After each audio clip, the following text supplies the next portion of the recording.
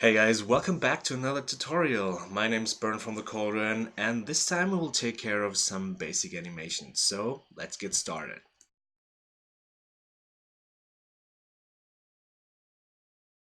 Last time we created some more static pages, but the unique selling point of motion books are its animation. So let's jump right into it. Today we want to take care of some basic animation like movement, scaling, and so on.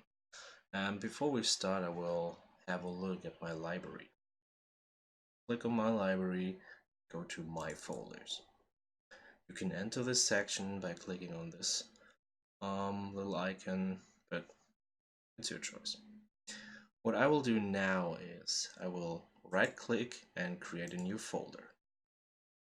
And as you can see, there's this new folder right now. I could just double click it and just rename it to tutorial. Right.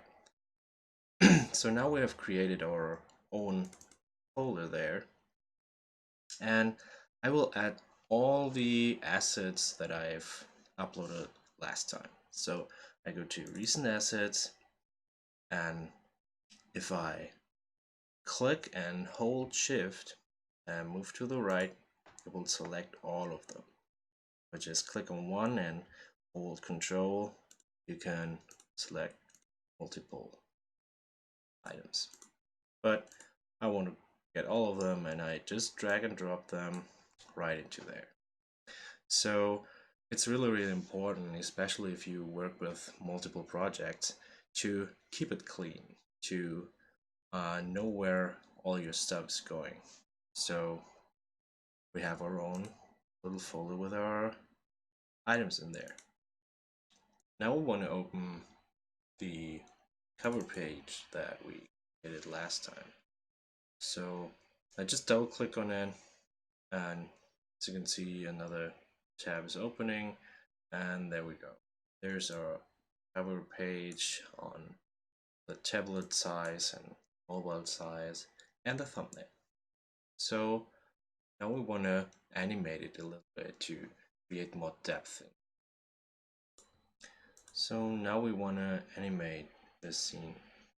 We will do so by clicking on this right arrow or by selecting the effect tab right here. So I just click on the right button, and as you can see, there are two options right now: add new effect and add new tab point. We will need this one, so we will just click on it and it will add a new effect. You will have to select which layer you want to do the effect on. So I will just choose this guy in the front and click on next. Now you have to select the effect that you wanted to use, like fading in, fading out, slide in, slide out, movement, scaling, rotating, and a few other ones. So for now, we just want to keep the scene building up, like you open the book and it will build it step by step. So I want to just fade in and click on next. So now it says at the start. So basically when you open the page, some animation will happen. So you just hit at the start.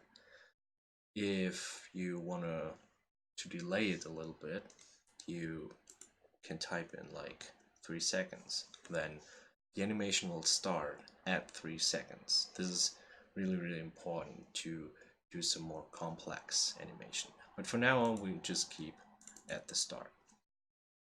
And this next one will be really important, because you will type in how long the effect will go on. You can do 2 seconds or 2.5 or 0.5 but we will keep it to 2 seconds right now. And then you click done. As you can see, something has changed. We have this new effect on the left, and we have this bar at the top. This bar is basically your timeline, and it's showing you the 2-second animation, like you can see here. You can just click on play animation and it will start and play the animation. You can set the options that we just added a few seconds ago. If you're just playing around with the animation and you want to change it to 3 seconds or 5 seconds because it will fit the animation way better, then you can do it right here. You can change the target frame. For example, if I choose rock right and I just play the animation, the rock on the right side will get the animation on. This motion is linear, so if the animation starts at 0 seconds, it will fade him in like this, smooth and just linear. You can change that, for example, back at the end. If you do so, it will just fade him in the back, like just at 1.5 seconds. Some of those are pretty good. For example, those bounce effects can be cool for movement animation or stuff like that, but we'll see if we do something about that later. So we just keep it to linear. So now I want to start moving guy. So this will kind of be my end pose. So I will just go back to the layer section, select the guy, and I will get him an initial scale. For example, 130%, like this.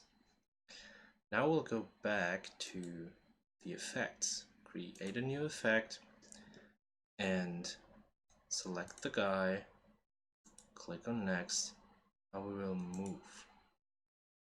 Next, and now you can see there's when fade in guy starts, when it completes. So it already had those animation that we created before, but we can click on when it starts, or we just type in 0. So next 2 seconds is good, done. So now nothing really has changed because we have to move him. So if we want to move this character, we will have to be aware of this bar. So if we're here and start moving the guy around, he will be there at 1 second, but we want him to be at 2 seconds somewhere. So now that we got him selected, I will just move him a little bit this and like this. We don't have to do it on the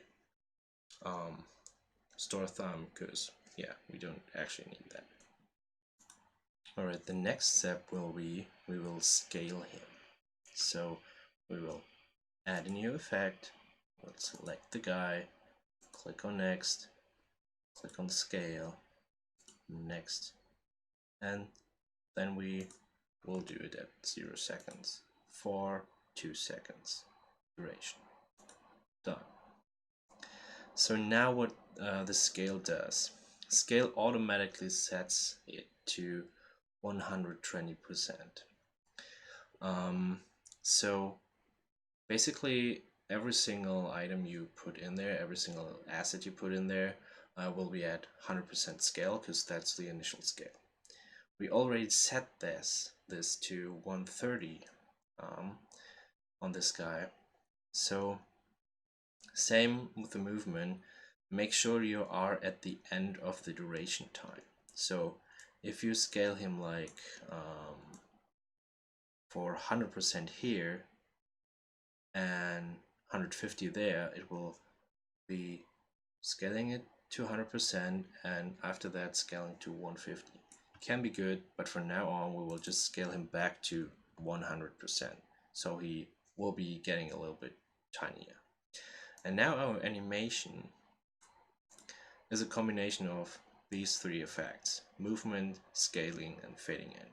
So if we hit the play button, you see him fading in and moving forward. So that's kind of the basic idea behind this whole thing. We've done our first animation now, and I will do something similar to those rocks on the right side and on the left side. just to show you how this affects the whole scene.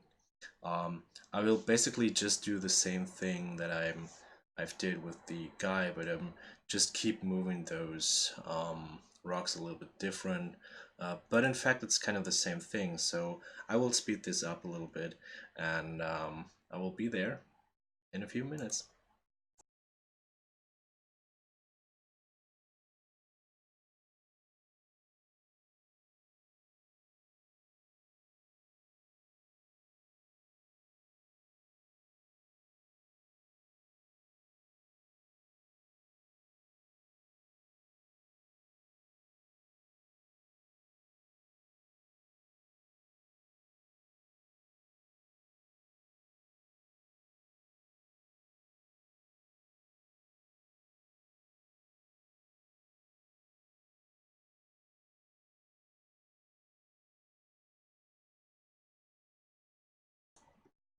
So now I have created this more complex animation, and if I hit the play button, you see those rocks are moving a little bit, and the guy is just walking in. So I've scaled those rocks, I just moved them a little bit outside, and I scaled the background, and that's the effect. So it's getting more depth already without doing some crazy stuff.